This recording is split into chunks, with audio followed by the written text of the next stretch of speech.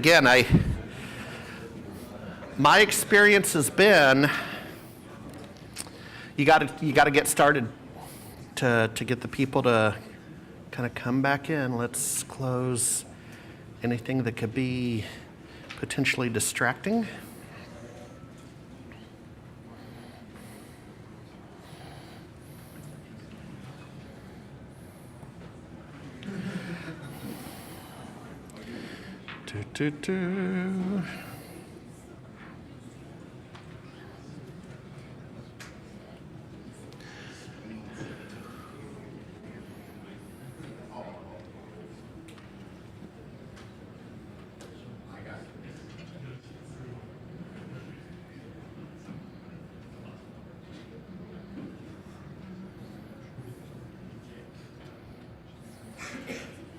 Oh, I'm not hooked up.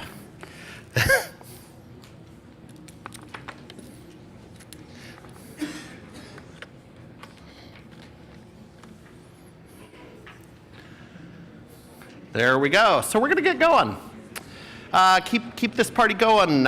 This is 7 Steps to a Killer Proposal That Sells Itself. My name is Harry Brelsford. It's the SMB Nation Spring Conference.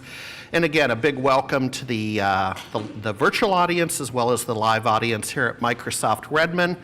Pocket MBA moment, actually a husband moment. I'll get to the Pocket MBA moment in a second, a husband moment. My wife, who's been one of the shuttle drivers, a couple of you met my wife, Kristen, in the white van driving around today. She came over and volunteered.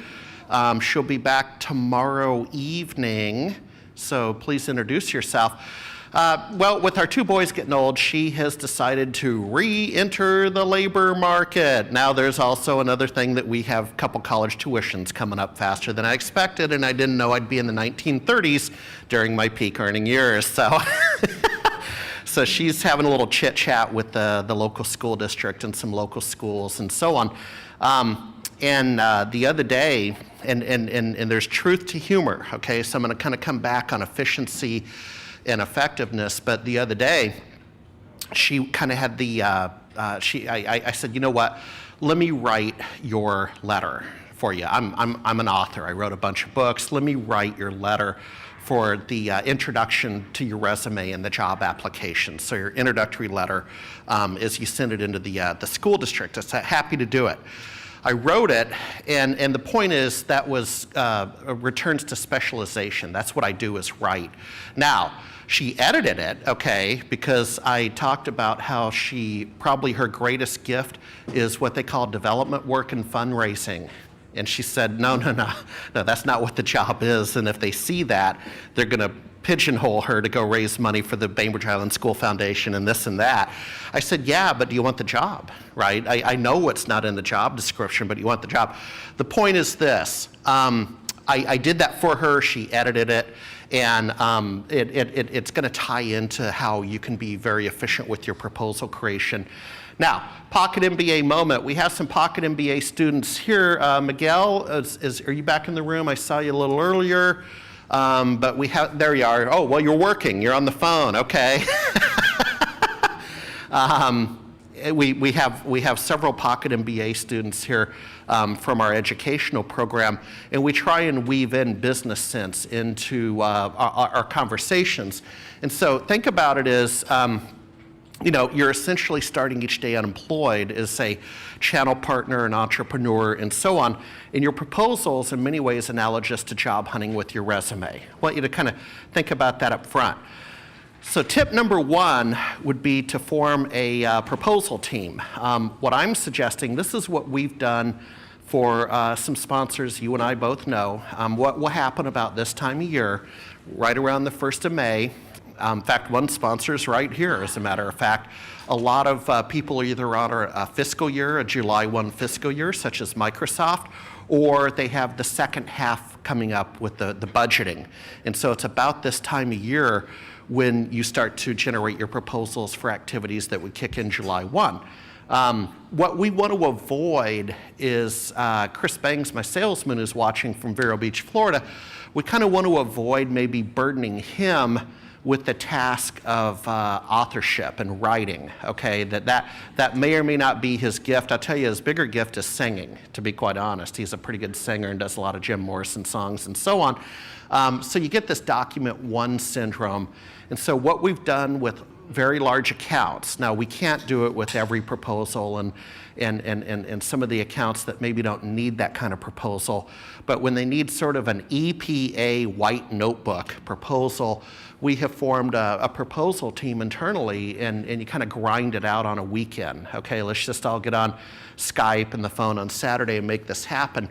And again, I look at it as the economic concept of returns to specialization, right? We all have gifts differing, and it takes a certain level of professional maturity to realize that, to appreciate that, guys, I'm stuck.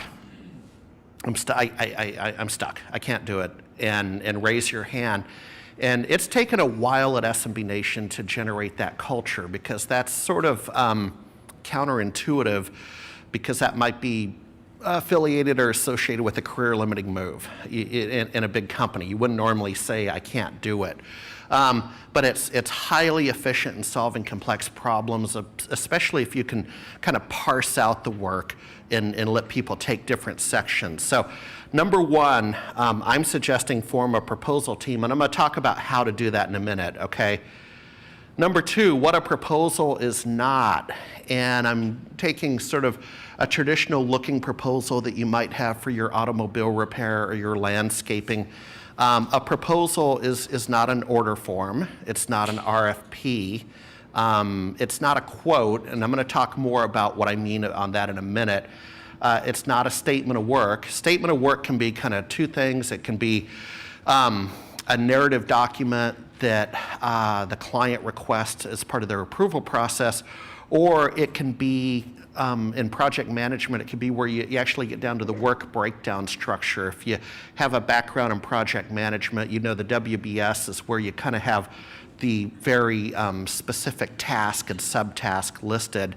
It's not an invoice, although I've done that. I mean, hey, here's my proposal. It's an invoice. Can you approve it? And it's not a verbal, okay? And I've done that. I've definitely done verbal approvals over the phone while driving, and we invoice against it, but that's not a proposal.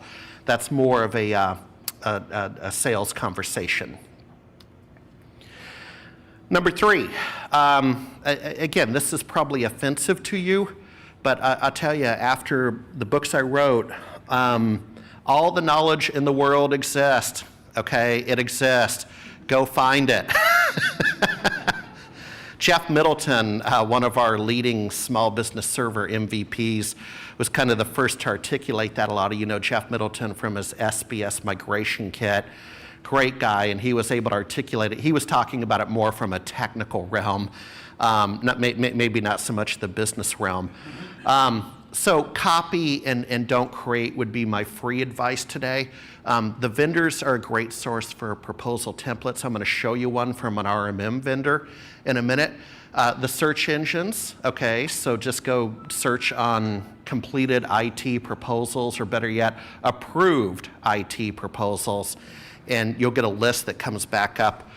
Something I've done since the start of my career, and I know it's annoying to my wife, because underneath our house in the basement, I mean, I still have documents from my day job when I was in grad school.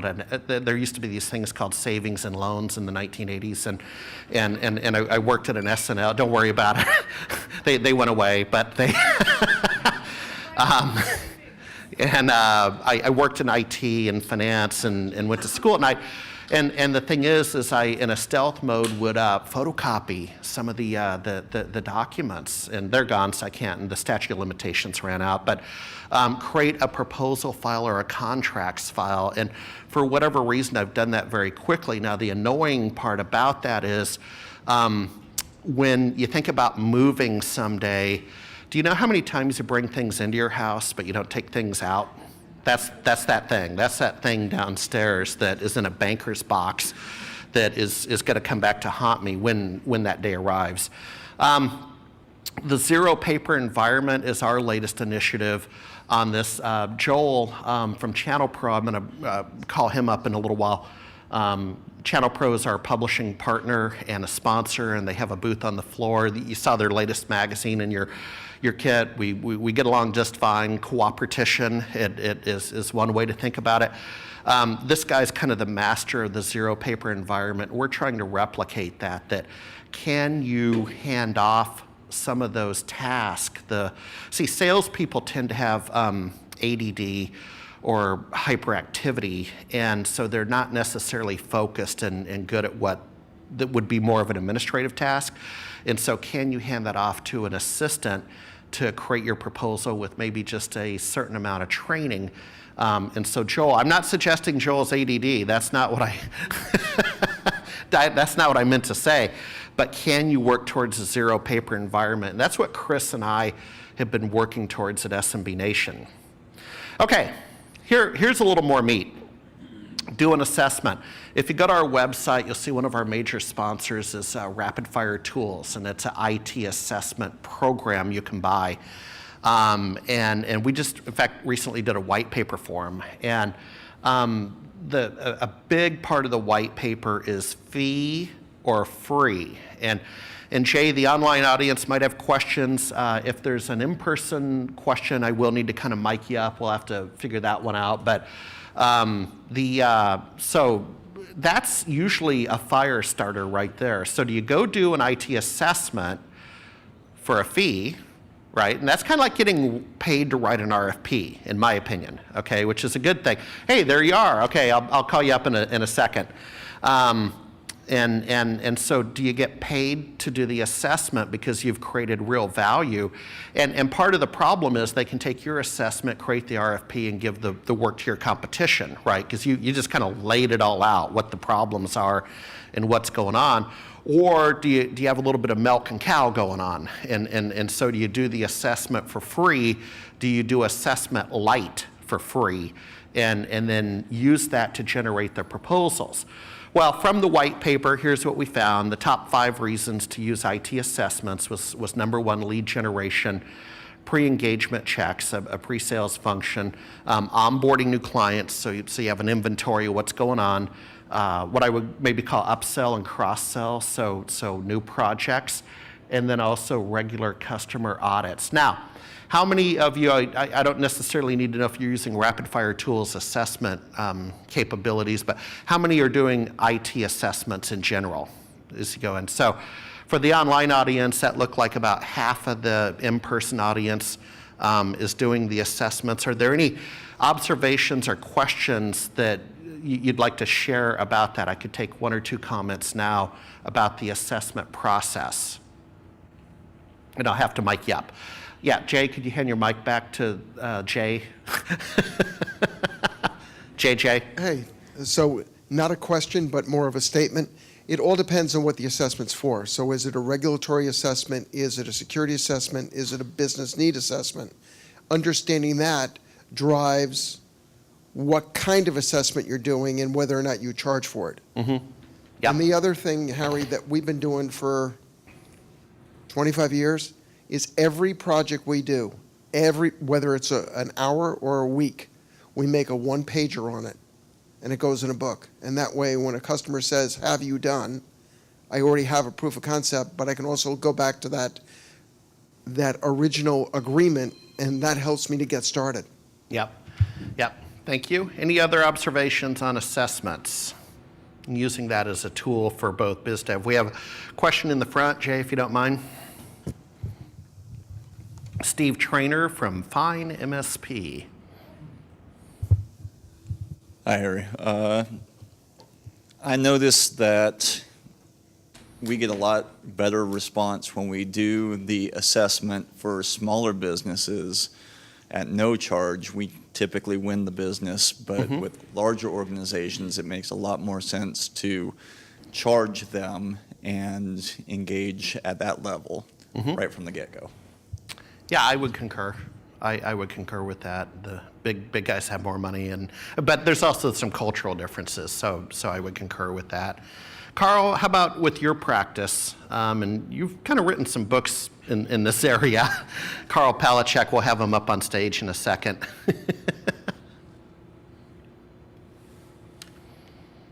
the guy with the tie. Oh, thank you. So we do assessments as our primary means of acquiring new clients. I mean, we offer the 68-point checkup, and then we write a report. I think the most important thing, to be honest, is never, ever, ever deliver that report by any means other than in person. If you email it, they will just take a copy, send it to your competition. You'll never hear from them again. You know, if you fax it, if you mail it, if you do anything other than show up for a meeting. And the other thing, kind of a follow-up on that, is no meeting about an assessment can ever end without an appointment for the next meeting. And we do not try to sell when we deliver the assessment, but we try to get the appointment so that now we can say, okay, now that we've learned about your business, we'd like to come back and tell you about our business.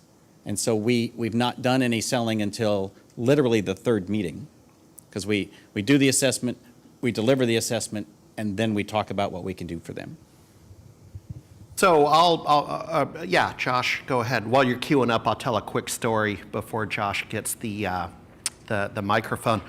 I was involved in, back in the day, the SBS 2003 days with Microsoft Canada, and we wrote up an assessment checklist. And what happens often at Microsoft is a lot of ideas are developed outside of Redmond, and so a lot of people would know that a lot of the concept for the small business specialist community was actually developed by Microsoft UK, and then it kind of comes back to HQ. And so that's kind of what happened with this checklist. It was a fairly modest checklist for Microsoft Canada. And then that turned into a online-based assessment tool. And a lot of people in the room will remember that. Anal Bott and some of the team members here in Redmond had that thing pretty active for about 4 or 5 years. And you would go through, and it was both kind of a management consulting Q&A and also an inventory tool, but you know what, it felt like little hypercards from the old early Apple days, that you kind of filled out the thing and clicked next. Now it's called the web. We used to call that hypercards, but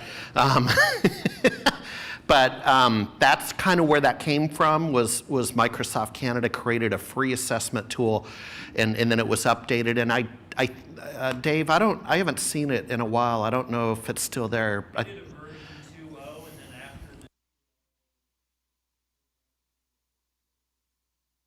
Dave Siebert from SMB TN in Orange County, California, just said they did a version 2.0, and then it didn't appear there were any more flavors. Josh, go ahead.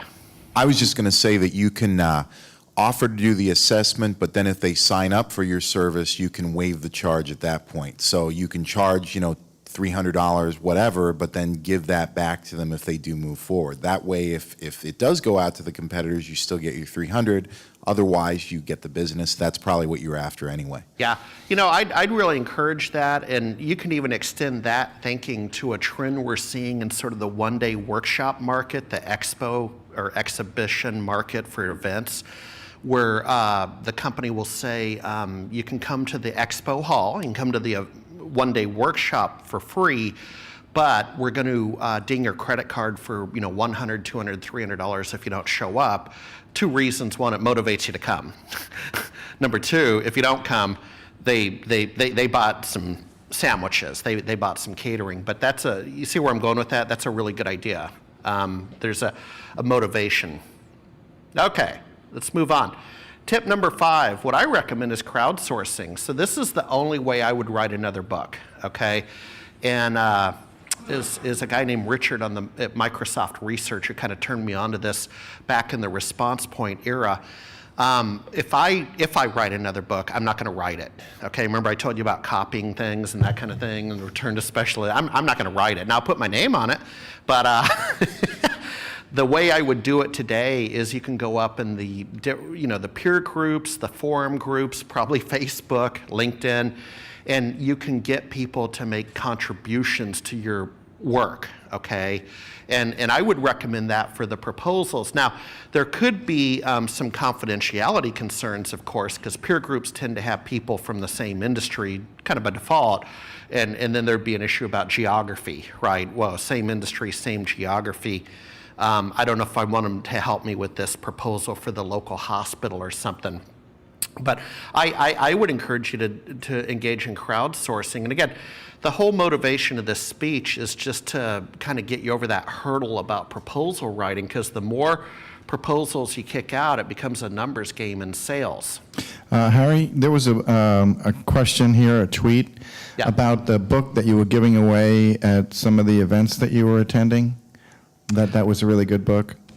Yeah, well, I still have a lot of SBS 2000 books, that green book, down in my basement. If everybody here would like an No, SBS it's the 2000 best TCAT practice, book. the good book. Yeah. It's not a bad idea. I'll have some brought out tomorrow. Yeah, with the morning shuttle from Bainbridge. Yeah, we it's have a really some good boxes of book. that. Yeah, we do have TCAT's book. Thank you very much. And it talks about success teams. What Jay's alluding to is the idea of success teams, and it's TCAT's book, and that's kind of the basis of our Pocket MBA. Moving on quickly, because I want to get some of our guests up on stage. Tip number 6 is it a political environment? In fact, one of our Gastonia is going to be able to speak to this. I got involved, I am politically active with Microsoft VFI, who I'd like you to get to know out on the floor, as well as Melanie and a few others. And I've been involved in a political bidding situation with a school district here on the east side a few years ago when I was with a large regional accounting firm. And it's a different skill set to go through that whole proposal process. And Donya, I'm gonna have you speak towards that in a minute. But basically we got the bid to write the RFP and we got paid to write that. Now, what you can do, here's the cool thing about politics, is you can manipulate the process. And so by the time that bill gets out of committee, there's like only one firm that can do that work, okay? I mean, it's just as, they've got it zeroed down to some free trade zone on the south end of Bainbridge Island. Well, there's only one firm on the south end of Bainbridge, and so they're, sadly, but truthfully, there's, I guess in a democracy, there is that tension, there is that give and take. And I'm sure you could do it in a totalitarian state too, but basically the political process, it's a different game. You're out for the win, and you bid on the work based on the RFP you wrote. We'll talk more about that in a moment, but what is your bidding environment? And if it's political, I get involved in VFI, I get involved in some of the political realm, because you may have to have you may need to influence the workflow of your proposal along the way. Okay, just a couple quick hitters, and then we'll have some guests up on stage. Create a powerful but concise executive summary done. Quantify the results that the client can expect.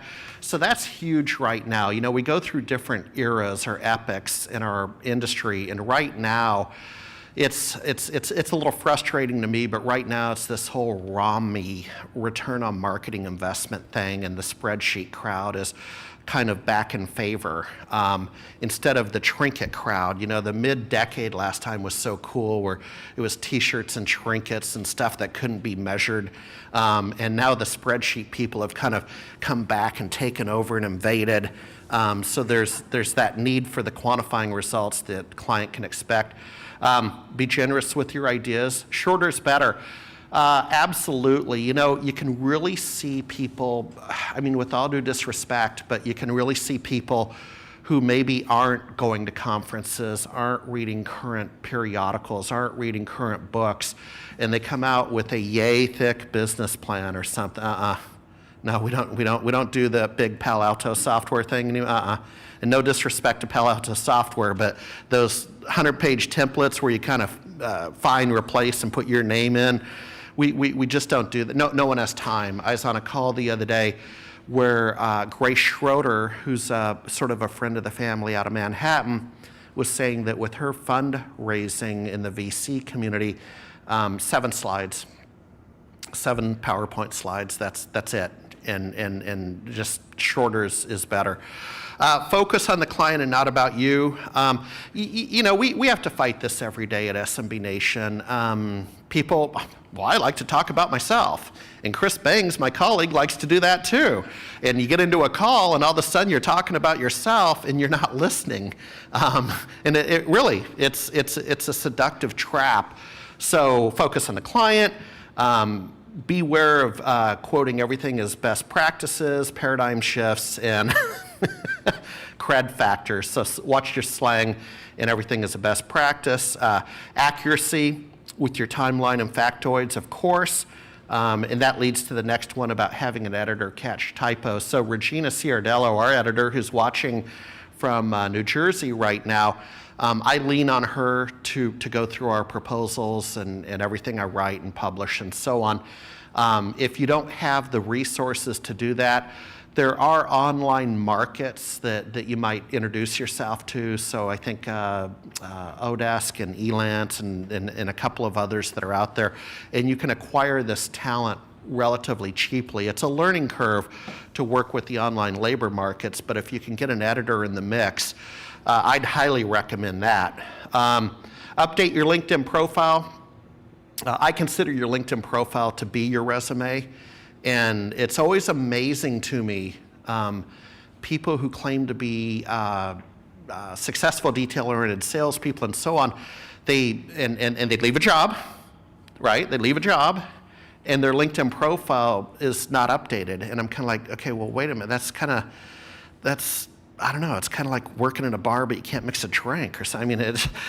I mean, Chris likes to say in a job interview, the best day of that new hire is the first day that is their best day. The best day you'll see them is the first day they interview. And the point is this, if you're not updating your LinkedIn profile, it subliminally speaks volumes about how accurate you are. 10 minutes early, finish early. What I would recommend, is, how many of you use the delay send feature in Outlook? That's really cool, because you time it 3:30 a.m. and 1:15 a.m. and 11:45 p.m. and people are like, man, he was up all night working on that. Finish early. Let your personality shine through, and don't let your claims outdistance your capabilities. So that goes without saying almost, but you will get busted. You will get busted if you oversell, and that is the creative tension we have in our company. I'm sure you have in yours, between sales and what I'll call for us operations, sales and engineering or sales and operation. There is that creative tension. One of the photo essay subjects that I covered had a response to that they combined the two teams and they split the bonuses. MSP down in Kent, Washington. So they combined sales and engineering. With that said, quickly, the workflow, we'll get to the good stuff. I want to get some people up on stage. Basically, our workflow is kind of along these lines, is that we use a popular CRM package that probably wouldn't be appropriate to name on the Microsoft Redmond campus. And the proposal is what follows from the early sales efforts, which results in a quote. Okay, I kind of can make a distinction between a quote that maybe is generated by QuoteWorks, which we have used. I don't think we're currently using it, but it's a great program. And who's the other one? Quasel, the ConnectWise company. There's a couple out there. With all due respect, I don't view that as a proposal, okay? I call that a quote. A proposal, for me, tends to be more narrative and more of a conversation. The client may request a statement of work. Again, a statement of work can be a project management document, or it can be a little bit of a legal document that they require a SAL before they can cut the PO. That's what we see with very large accounts. Once you get the PO, woohoo! Because you get an invoice, okay? So that's a lot of fun. Let me show you a proposal from a vendor. That's why I say these vendor sites, and I'll tell you, ConnectWise, AutoTAD, they're doing a great job with putting up bona fide, usable information. This happens to come from CompTIA. Okay, just in all fairness. But it's a template where you can kind of fill in your company name. These things are everywhere, so you don't have to sit there and have the document one experience. Resources, I think CompTIA is doing a fantastic job. CompTIA is a big sponsor of this conference. Chat with them in their booth. They're great. They're a trade association. Cool. You know, for a fairly modest fee to join, you get a lot of information. I'll get this deck out to you guys, by the way, but again, proposalkit.com, CompTIA, shout out to CompTIA for their proposal. Now, this gives us about 20 minutes left if my volunteers are still willing to volunteer, and we'll kind of change the pace of this conversation a little bit to be more Q&A with the audience and the online audience. So Donia, Jay-Z, and Carl P., come on up. We have some mics. Joel, I still don't know how to pronounce your last name. It's just Jay-Z. Joel is the associate publisher at Channel Pro SMB, the magazine you have in your kit. Carl Palachek, Mai Tai Palachek, well-published author, Small Biz Thoughts. And Donia Keating from the WSTA, so that's a trade association in what we call the West Sound. I live over in Kitsap County, the West Sound, and she's been active with that for about 12 plus years. And what's really cool is Donia works in a variety of environments, not just IT, and you've worked in government and so on. So why don't we start with you, and maybe you could dovetail off of that school district comment that I made, and what do you see in the political environment or the school district or government environment as what we call success factors? Yeah, I do need to mic you up for the online audience. And folks, this is a good time to ask those questions you're seeking answers to. Great. Got it. I think the thing that I have found, you made an interesting comment about creating an RFP for someone and then putting yourself in the RFP. Well, because of the conflict of interest. That I know. I didn't mention that. Right, because of the conflicts of interest, when you're dealing with political or public sector entities, it's almost impossible to do something like that nowadays, especially with a contract. And then the other thing that's a little different is that we look for in the SMB or IT space, brevity is the soul of wit, get to the point, tell them what you're going to do. And sometimes you'll find when you're in government and when you're in the public sector and you're dealing with some of those large entities, they do want the Arthur Anderson proposal. I mean, they feel like it's everyone is a PhD, they've gone to some Ivy League school, and they just feel like this is some way for them to prove that you know what you're talking about. So it's sort of a way for you to shine. And when you're doing an RFP, I see it as a separate thing. When I do an RFP for a governmental entity, I am not bidding on that proposal typically. So because of that conflict of interest, even if you put it in there so that you are that designated entity and you've gotten a lot of the details that are specific to your company, a lot of times they're not going to hire you for that. So be mindful of that if you do get into that type of a contractual obligation or commitment. So you can ignore a lot of my lecture.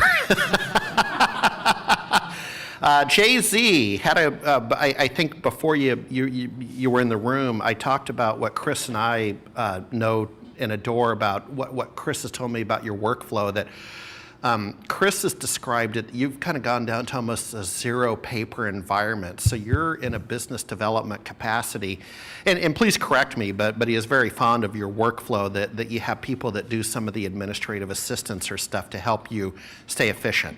Absolutely. So at channelprosmb.com, we have a system in place that, as the associate publisher, I get a lot of the RFPs that come in from a lot of the different vendors. We have account managers that create the proposal process, and then on the back end, when the SOWs go out or the proposal goes out, there is a team in our office in Framingham, Mass, that receives all the paperwork, and then it's uploaded into our system that we're able to share with our entire team, and then it goes into place. And then we have an entire management team, so a product management team or a production management team that goes into play, that immediately starts to go out and reach out to the vendors or to the companies that we're working with, and are able to go right to the process of what has to get done from the RFP. Yep. And Carl, I'm going to say, and I saw you're working on another one. I saw it on Facebook there that you're doing another book. So suffice it to say, probably approaching your 10th book in one way, shape, or form. But you've written in this area. That's what I'm getting at. So, sir, what's your view of the world? Well, in terms of proposals, I do think the best advice is that we know from the literature on creative thinking that for 30, 40 years now, the mantra has been, we do not create, we combine. And so the point about, starting with something that's not a blank page is huge. I wouldn't necessarily say steal something, but, find something and use that as your starting point. But having said that, proofread the heck out of it, because the last thing you want is some proposal that says, and by the way, contact CompTIA if you have any questions. Right? It's hidden somewhere in the middle of what you think is your proposal, right? So, you almost have to read the paragraphs in reverse order in order to make sure that you're able to see it out of context of what you've written. And you also need to have somebody in your company review it. So if you're the salesperson, have somebody in the technical side review it and make sure it's something that's deliverable. Because as Harry said, the fight between the salespeople and the delivery people is as old as time. Exactly. And maybe what I would add to this conversation, I think Joel in particular will relate to this, is there's this culture in the media world where these very large ad agencies will put out an RFP and say that the proposal's due by 6 a.m. tomorrow morning. And I'm like, why can you? No, it's not. You made that up. You made that up. It is not due at 6 a.m. tomorrow morning, but you want to speak towards that because that's tough. Absolutely. So that is something we see quite a bit, actually. I had one just the other day. Had Friday, received one that it needed to be done by Friday end of day. But I'm somewhere USA. My team is traveling as well. So, and then you need to gather a lot of information, especially when you work with the agencies. You need a lot of information to add to it because they ask a lot of detailed questions. And it's not like you can just send them a PowerPoint of information and say, okay, here's the information. You've got to literally fill out the little boxes that they ask for. Their spreadsheet. Their spreadsheet's got to be the way they want it. So sometimes it's a little tedious, but it does work for them. For us, I think you had mentioned it before, less is more. Yeah. And then the other thing that I could suggest, when there's a proposal process that comes from whether it's an agency, a larger vendor, or anybody you're working with, you get it on email. And the majority of everything we get is on email, and everything, 98% of everything that comes through is digital. Go back to basics. Pick up the phone. They don't want to hear from us, but pick up the phone, call them up, discuss it with them, find out the details. There might be something you're missing. They might have forgotten to put something in there. Oh, yeah, by the way, we wanted to add this. Or maybe there was something else we forgot about. Or there's something that you do that they don't know you do. There might be a project that you can take on that you didn't realize you could actually take on that project. So definitely pick up the phone, old school. Hello, how are you? It's me, Channel Pro. But that's some of the suggestions I can give. Yeah, no, and CRM thing, it's called log a call. This little button you click when you make the call. Guys, I've made up well, no, I don't make up calls and log calls that didn't exist. I don't do that. But I've made up questions to call the client about, even if I know the answer, because I see it as part of the ballet of the proposal process, right? That I want to have a dialogue with them. So let's say that I know the answer is 30 days, whatever the question was. But you can call and say, okay, now, was this a 30-day proposal, or does it start in 30 days? But the point is, you want to have that, you want to go through that dance with the customers. And for me, it's the phone. I mean, that's not an email, because that would be annoying. But get them on the phone, and one thing leads to another. Carl, go ahead, and then we'll see if we have audience questions. I was just going to say along those lines that, one of the most important things is to find out the unspoken piece that should have been in their proposal that isn't. And talking to them in person always gets that done very frequently, there's some critical thing that they need in this proposal, and it's not in big, bold, red type on the front page. It's something that's either very well hidden or it's just another bullet point, but it's the most important thing they need. And the only way to get that is to have human contact with them. Yeah, what I did the other day when I assisted my wife writing her job application letter.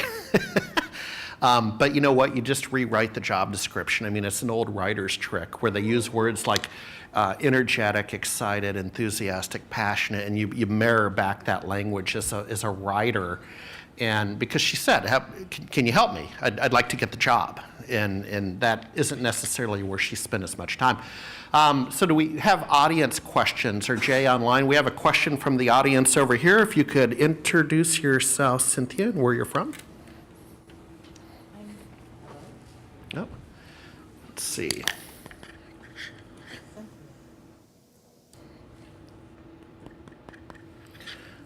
One. Here, why don't you take this and then I'll get it. Okay. My name is Cynthia. I'm from Port Townsend. My question is, what's the advantage of those quick turnaround RFP requests? What value do they have to the presenter, and what are they wanting? It's just control, I guess. They can control us, and they ask for an immediate response, and we have to give it to them. Or they're on tight deadlines where, perfect example is the one I got on Friday was, we need it because the client needs to make a decision on Monday, and we have to review it over the weekend. And that's why they do it. And they didn't get the budget until that morning or the day. They might have gotten it days before, but when you're working with a larger machine, sometimes it does take a little bit of time to get it to you, or you might have been a second round. And that might be the reasons. Just seems like an opportunity for mistakes. And I would also make a comment that, especially if you're dealing with, fishing out and looking for RFPs to respond to or RFQs or whatever, and you're short on time and you don't want to waste your time and you don't want to waste your intellectual capital also, with people that are fishing for information so they can take your proposal and then use it in-house or hire somebody else. Sometimes the reason why you're getting it at the last minute, and you can tell by looking at the RFP, is they've already decided who they want to hire.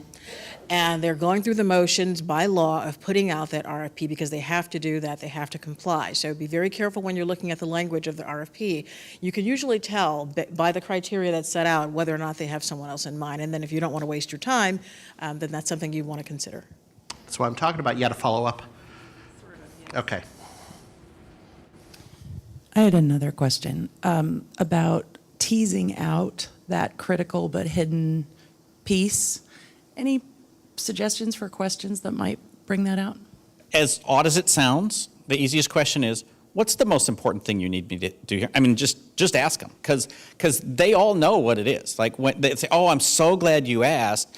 We are really looking for somebody who can do this, this, and this, and if you have experience with project management, that's what we want. So then you put project management in your first paragraph, right? But just ask them, because the people that you're dealing with, in my experience, are extremely friendly, and they want you to get a good proposal. The worst thing for them is to have 3 horrible proposals, and they look at it and go, yeah, do we have time to put this out again? Yeah, that's called the fuel tankers from Boeing. The other thing that I do sometimes is I'll contact them and I'll say, what have you done before? And what worked, what didn't? Why are you doing this again? Why are you revisiting this issue? What problem are you trying to solve that didn't get solved before? And you get them to start talking about what they've done before, and you get some perspective on. Question, online question, Jay? One's in Spanish or Portuguese. I'm not sure. I'm trying to get them to give it. Whoops. Trying to get them to give it to me in English. In English, okay. Then another one, there's a typo, so I'm not sure what they were trying to say. I asked them to rewrite the question. Okay, all right, no problem. Got a couple minutes for some in-person questions about proposals. This is your opportunity to ask some experts about how we make it so. Yeah. We don't have one.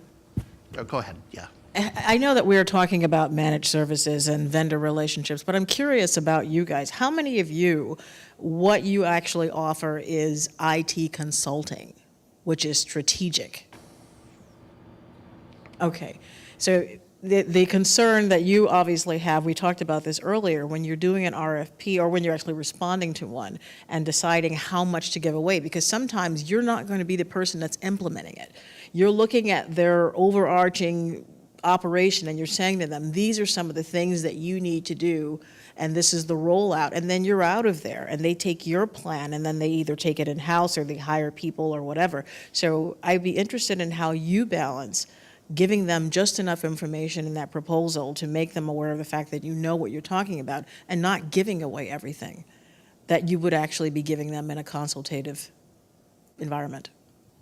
Excellent. Next question, please, before we take our break. Okay, Joshua, hold on a second.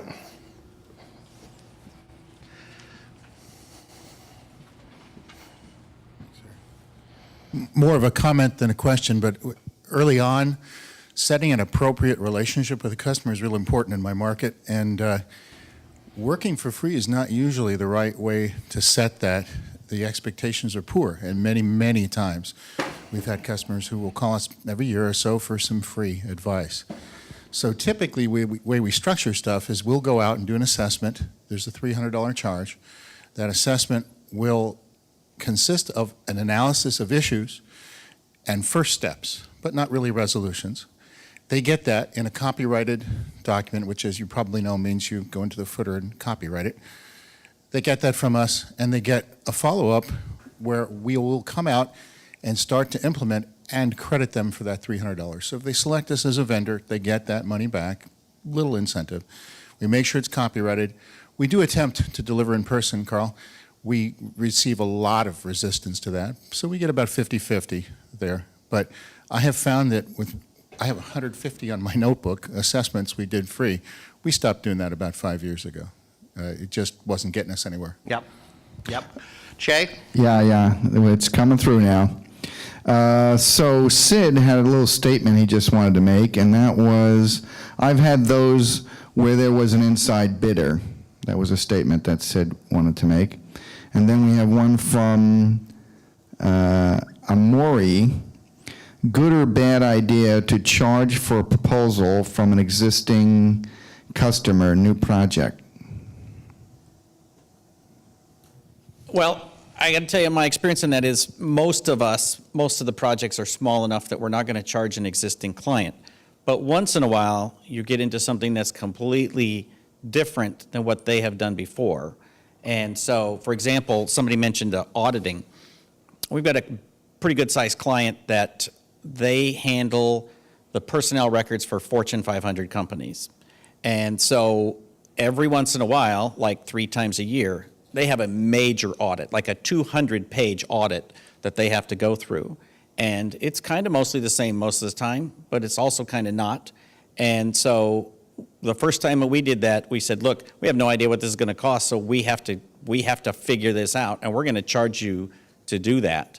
And after that, we had very good estimates of what it would take, but we had no idea whether this was going to be 5 hours or 40 hours or 100 hours. And so we gave them a proposal, for a flat fee to give them a proposal. And sometimes you just have to do that. I think that's less common in the very small business space. Okay, we have time for maybe 2 more. Jay, you have another online question? Just wanted to say that Sid's from Northwest Chicago, and Amori is from Brazil. Well, there we go. Okay. Isn't there a joke about Detroit? The only 2 things in Detroit, Northwest Chicago. No, I better stop while I'm ahead. There is a joke about Detroit, and yeah, there's several, and we're actually live on the air, so I can't go there. But time for maybe 2 more questions. Again, this is your opportunity to speak with the people that are out doing it, or maybe add some comments about how you function. Yeah, over here. PC Fix. Todd. So my question is, who uses, when you talk about people using or companies using RFPs, I used to do state, local, federal government and did a lot of RFPs in my past life or whatever, but I haven't seen an RFP in 10 years. So who are we talking about that uses RFPs?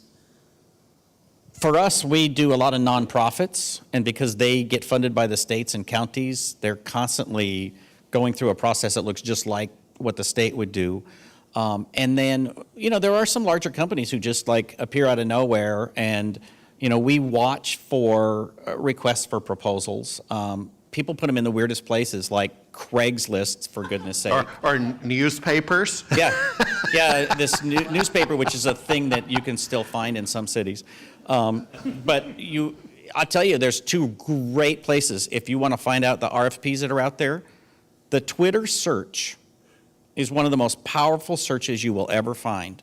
You put in a hashtag and any term you want, and you'll be amazed. That's how I find speaking gigs, is on Twitter search. And the other one is just a Google search. Put out you can put in these Google searches where it pings you when a certain word comes up, so you can track, for example, whether your company is mentioned in the press or whatever.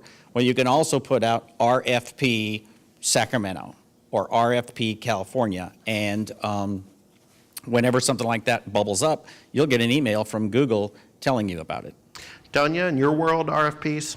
Well, it's just a staple. I mean, public agencies, public sector, they're going to do RFPs, they're required by law. And then the other one is just, I was going to say, nonprofits, economic development agencies are really huge right now because they're reinventing themselves. And so you will see a lot of RFPs in terms of them trying to come into the 21st century with technology and understanding it and being social media and all types of things. Yeah. So they're still out there. And Joel, maybe you can comment on this. I really only see it from the ad agencies, to be honest. Maybe you see it from other angles.